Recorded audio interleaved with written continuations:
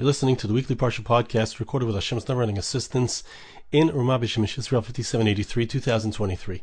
This week's Parsha is Parsha Tetzaveh. And in our Parsha we have the big day kahuna. We have the special clothing that were worn by the priests in their service in the Mishkan and the Tabernacle. And we have the special garments that were worn by the Kohen Gadol, the High Priest. And there were 8, the Shemain Begadim, there were 8 parts to these Begadim. And we also know that the Kohen Gadol on Yom Kippur, as the Psukim describe in Parsha Podcast, he would wear 4 parts, 4 different garments that were made completely out of linen. Big Day Habad. Now, that's the foundation for what I'd like to speak about today, bring you a beautiful medrash. I also want to tell you all that, Baruch Hashem, we get a mazel tov. My wife and I had a baby boy, and this Shabbos we're making a bris, and so it's appropriate that today's Dvar Torah will touch upon some things that have to do with the concept of bris, that have to do with the concept of the Kohen Gadol, the High Priest, his entrance into the Kodesh HaKadosh and the Holy of Holies, and what was the merit that brought him in there. We'll see that shortly in the Medrash. But before we do, I'd like to read to you the Psukim. The Psukim, at the end of Perek Chav Ches, beginning of Perek Chav Tes in our Parsha, Pasuk says the different parts of the clothes of the Kohanim that are to be made. Vaselahem michnesei bad. V'hoyu al Aharon ve'albana b'boim. This is in chapter 28, verse 43. V'hoyu al Aharon ve'albana b'boim al oil moed. The priests, Aaron and his sons, will wear them when they come into the tabernacle, the begishlam al mazbech, the shos b'kodesh, or when they come to bring korbanos, bring the sacrifices on the altar, when they are serving in the holy areas. Yisu avam v'mesu. They shouldn't carry any sins. These clothing protect them. The clothing of the Kohanim, of the priests, protect them from any sins. It's a law for them and their children forever. And then the first verse in chapter 29, and this. So as I understand it, this is a continuation. Besides for the fact that they need to be wearing these clothing, they also need to do the following when they become priests. A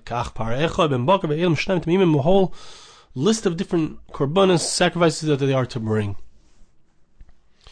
But v'zeh hadavar, this is the thing, and this is the thing that they need to do. So the Medrash speaks at length about what is this thing, what is this referring to, the word this, v'zeh. So the first thing that the Medrash tells us is it's referring to the bris. It's referring to the obligation for excuse me, every single Jewish person, every single Jewish family to circumcise their sons on the 8th day after they are born. Says the Medrash an interesting thing. In order for Aaron HaKohen to get into the Kodesh HaKodeshim, what is this place? The Holy of Holies, the holiest location on earth. In order for him to walk in there and attain an atonement for the Jewish people, he needs a schus, he needs a particular merit. What is this merit? What is the merit that allows him to come in there to get an atonement for the Jewish people, for himself, for his family, for the entire Jewish people? Amar B'chinina b'noi shel Bishmal, B'chinina the son of Rabbi Shmuel said, Zechus hamila hoisa nechneses imoi. It was the merit of the milah. It was the merit of the bris, of the fact that he was circumcised. Now, what does this mean exactly? So, we'll see together hopefully soon, but just to give you a heads up and a preview, so the Leviim, says the Meforshim explained, the Levites, when they were inside of Egypt, when they were still serving, when they were still servants in Egypt, so the Levites were pater. They were not obligated in becoming servants. They weren't slaves there. And so while the entire Jewish people were uncircumcised, the Levites retained the Mesorah, the tradition of circumcision, of the bris. Now when they got to the Midbar, explain the Meforshim, when they got to the wilderness. So Aaron was the one who taught them the mitzvah of bris, the mitzvah of circumcision, making sure to do it on the 8th day. Now we need to understand what is represented by the bris, what is represented by circumcision, what is the concept of it. And we'll see that there are other things, there were other merits that allowed Aharon HaKohen to come in to the Holy of Holies to atone for the Jewish people. So we need to think about what is the concept of atonement, what is the concept of coming into the Holy of Holies, and how does that connect to the concept of Milah, to the concept of circumcision. So Rabbi Chanina said that there was the merit of the circumcision that would come in with him. Aharon HaKohen would come in with that merit. This is a reference to the Milah, to the circumcision. Zeis uses the same word, this. What is this? Brisi asher tishmeru. Zeis brisi asher tishmeru. This is the covenant that you should keep. So the concept of the bris, of circumcision, is referred to as a covenant. It's referred to as a pact between us and God. And it's referred to as this. We found another pasuk. My covenant was with him, right? It means it accompanied him. The concept, not just the actual physical manifestation of the circumcision, but the concept accompanies us. If we understand it, obviously we need to understand it, but clearly the Kohen Gadol, Aharon HaKohen, understood what it meant, what is the essence of this halach, of this mitzvah of circumcision.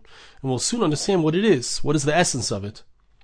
Hachayim v'hasholem, the end of the verse is the life and the peace. The word shalom is always connected. The word peace is always connected to the bris, the concept of the covenant. Right, we call it a shalom zachar.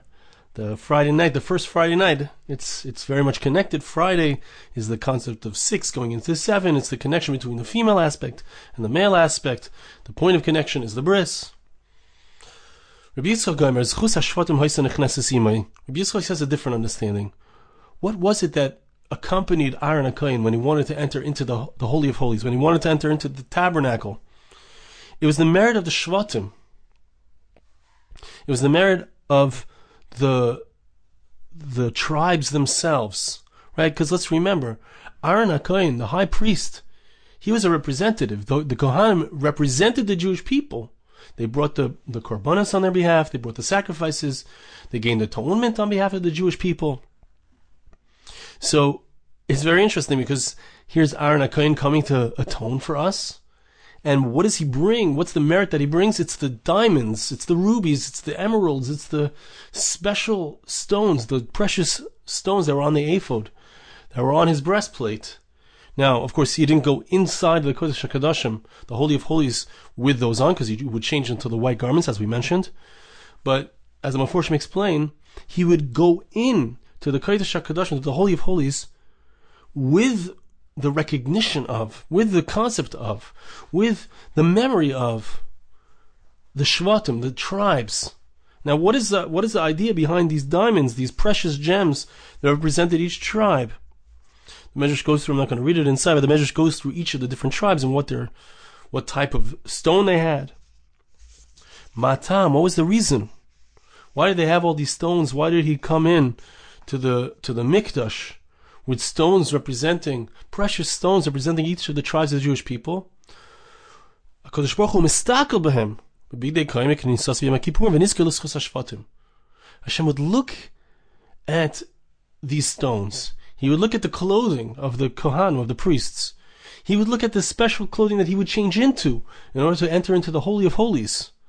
And somehow that would remind God, as it were, of the merit of the Jewish people. It would gain atonement for them. So we have two things here. We have the bris, the circumcision gains atonement for the Jewish people. It accompanies him. And we have the clothing, which has to do with the precious gems, the diamonds, the rubies, the emeralds that were on the Efod, the clothing, the outer aspect and the inner aspect, we could say. The outer aspect and the inner aspect. We'll see more in a moment. Rabbi Yeshua the Sichnan says the Medrash, a beautiful thing, Mishem Rabbi Levi. Rabbi Yeshua the Sichnan said the name of Rabbi Levi. Or mashal ben malachim. It's a mashal, it's analogous to a prince. This prince had a person who was taking care of him, who was raising him. And, sometimes the prince, as he's learning to be princely, as he's learning to be who he's supposed to be, how he's meant to behave, he'll make a mistake, he'll do things wrong, he'll maybe disrespect his father, the king, heaven forbid.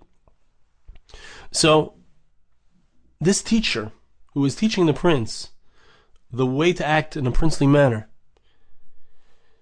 he would come in and he wanted to say something positive to the king about his son. He wanted to get atonement for his son. He was afraid that whatever he would say, the other members of the court would try to say things negatively, as he's trying to say something positive. So the king obviously wants to forgive his son. He wants his son to grow up to be the next king. So what did the king do? He dresses the agent, he dresses the teacher in his own royal garments. That all of the other members of the court should see the royal garments and step back and be afraid to say anything negative about the prince. In the same way, when Aaron would come in each year in order to gain atonement for the Jewish people, he didn't want any negative things being said about the Jewish people. He wanted to come in there with the right clothing, with the right kingly clothes. So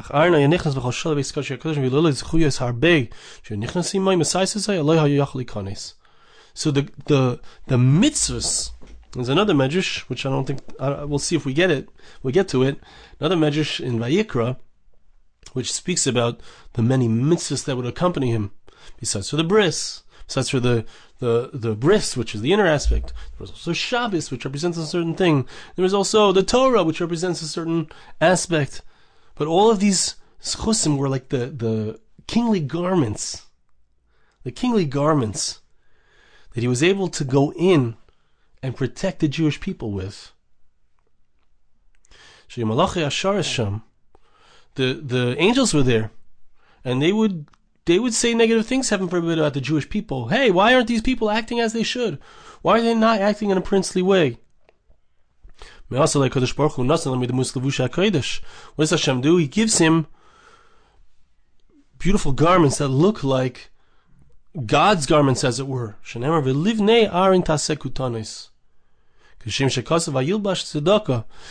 that the verses speak, it's a verse in Isaiah chapter 59 verse 17, they speak about the clothing, as it were, that God wears. God wears righteousness. He wears a hat of salvation. There are times when he puts on clothing which is the clothing of vengeance. He puts it on. He puts on these different clothing. So just like Hashem puts on certain clothing, this clothing he gives to the Kohen Gadol. When the Kohen Gadol enters, the high priest enters into the Kodesh HaKadoshim, into the Holy of Holies. So he also wears parallel clothing, kingly garments. What does that clothing look like? It looks like conceptually, it looks like the mitzvahs that he brings. It looks like the diamonds of the Jewish people, which represent the uniqueness and specialness of the Jewish people. So Hashem gave him the secret, the clothing to wear to protect himself and to protect the Jewish people. What was this clothing? It was the clothing of Malchus. It was the clothing of the king, the clothing of Hashem himself. What does that look like?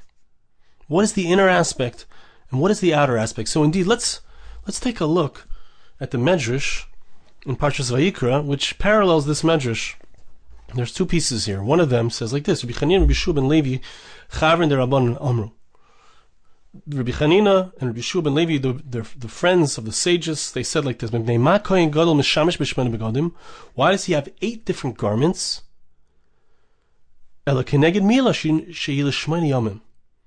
It corresponds to the concept of Mila, the concept of the circumcision, which is for 8 days. It's on the 8th day.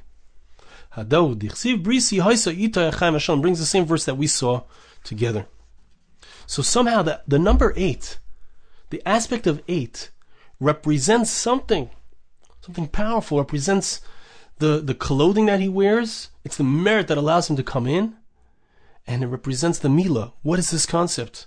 One more hint to what the concept is. Aharon, what is it that he comes in with?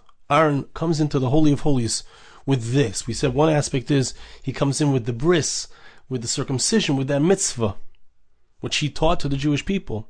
Also, he comes in with Torah. That's the medrash over here. Chaviles shel mitzvos. He has packages, bundles and bundles of mitzvahs. The Torah, the Milah, the Shabbos, Yerushalayim, Shvatim, the tribes. But what is the idea? So the previous medrash, this is section 21, Parsha 21, section 5. When it comes to waging war, you have to be able to use all kinds of tachbulos, all kinds of tricks. Reb Nassan and Reb Acha b'shem Reb Simon Amar. Imasisa chavilos. What are tachbulos? They're chavilos. They're packages. Tachbulos can mean the tricks, all the different calculations in order to wage and win the war. But the same word tachbulos also means chavilos, which means packages, bundles. If a person has done packages, bundles of sins, heaven forbid, so turn it around. Do corresponding bundles of mitzvos, of fulfilling commandments. Let's say a person has used his eyes to look at people in a negative way. Put on tefillin. The tefillin go between your eyes, and they raise your eyes to in a transcendent way, right? The tefillin rest above the head, the place of Keser, that's really what we're talking about here, the eighth aspect. We'll get to that in a moment. L'shain shaker. Let's say a person spoke with false lips, with his tongue. Fix it by using your tongue to teach Torah to your children. Let's say a person has used his hands to hurt others, or the example here is to kill, to cause death. Wrap the tefillin on your hands. Okay, so you have the Torah, you have the tefillin. Let's say a person is using his thoughts to think negative things, to think thoughts of licentious thoughts. Place these words, place the Torah upon your heart. So the Torah and the tefillin, they serve to raise a person up. Let's say a person is running to do evil things. What are the bundles of mitzvahs that he can use, the commandments that he can use to rectify that? Have a rutz achar milah, shibim b'kaim. Use your legs. What's between them is the circumcision. Rutz achar milah. Run after the mitzvah of milah, which means to be the one who's the sandik, who sits the child on your lap. And it goes through another, a whole other list of examples, but I'm not going to get into that right now. But what I'd like to focus in on is an amazing thing. An amazing thing. We are human. We are human. And the human being makes mistakes, right? That's why we need a kohen gadol. That's why we need the high priest. That's why we need the priests to atone for us, to bring the korbanos, the sacrifices. The clothing that they wear the diamonds, right? They wear the precious gems which have the names of each of us upon them, each of the tribes of the Jewish people. And he also walks in with the bris, because what is the concept? The bris, the covenant, the circumcision means that there's something that's covered up by sin. But what's underneath? What's underneath is who we really are. It's the real relationship, the proper relationship, the proper use of our desires in our relationship with our spouse, in our relationship with Hashem, in our relationship with bringing children down into this world. That's represented in this incredible way. The Levites were the masters of this. But it's something that's on the inside. It's something that's covered. It's something that we don't see. It's something that, it's something that's hidden. It's meant to be covered. It's the inner aspect. And the clothing are the outer aspect, as we said.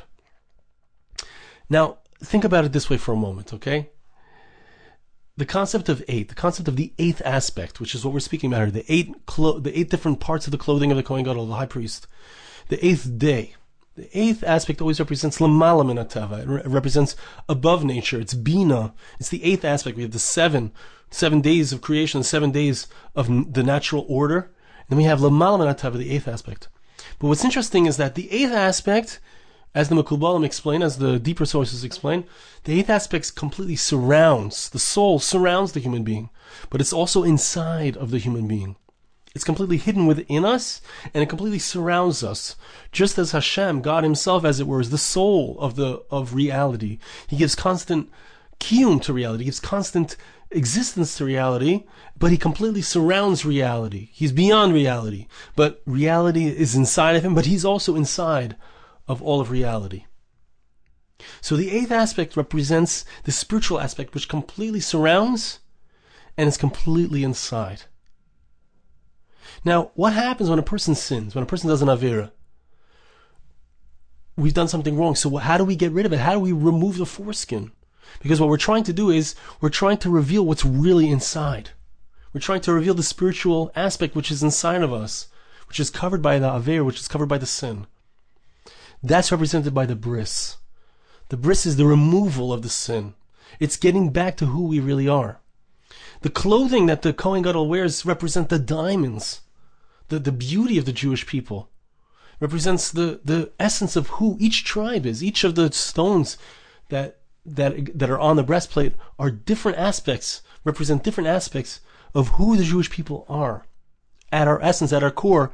Now we can reveal that by covering ourselves with, hey, this is who I am. Look at who I am. This is the beauty of who I am. The clothing makes the man, so to speak. But that's the outer aspect. That's the soul which completely envelops us. That's represented by the clothing. And it's the soul that's on the inside. It's the soul that's in the core of who we are, which animates everything that goes on in the physical realm, which is represented by the bris, which is the revealing of the inner aspect, of the creative aspect, that which is able to bring people together, bring a man and his wife together in a holy union, in a holy connection, which brings the highest souls down into the world. It's an awesome thing. Aharon is the Ohev Shalom v'Rodef Shalom. He's the one who brought peace between people. He's the one who brought peace between man and God. He's the one who brought atonement to us. How did He bring atonement? If you did this sin, here's the mitzvah to do to show who you really are. The sin is just, it's a covering. It's fake. It doesn't represent who you are. Go back to the Torah. Go back to the Torah, which reminds us of who we're supposed to be. Go back to the tefillin. The tefillin sit, they rest upon the head. They're also next to the heart. Why? Because they represent who we're supposed to be. It's the inside aspect and the outside aspect. The tefillin are above. They surround. They're in the place of the soul, which completely surrounds us. We need these reminders. We need these reminders of the essence of who we are. The soul is who we are. Aharon HaKohen, in order to come into the Mishkan, in order to come into the tabernacle, he needed to bring with him the schus, the merit of the bris, of the covenant, which says, hey, this is who we really are. We're really a spiritual being. We have creative powers given to us divinely by Hashem. Just like God can create, we can create. We can bring human souls which animate reality into the world. And he also came in with the garments, which represented the beauty, the malchus, the spirituality of who we are. I want to bless you and ask you to bless me. Hashem should help us, that we should be able to indeed recognize who we really are, recognize the essence of who we are, inside and outside. Remove all of the averas, all of that which stands between us and Hashem, between us and the essence of who we are, the soul that we really are. Hashem should help us to see, to dress ourselves, so to speak, in the clothes of Malchus, of the kingly clothes, and Hashem should help us to be able to remove that which blocks us from who we are. Thank you so much for listening. Have a wonderful Shabbos. This podcast was made possible through the gracious donations of listeners like you. For more podcasts like this, please visit www.arigoldwag.com or search on iTunes Ari Goldwag.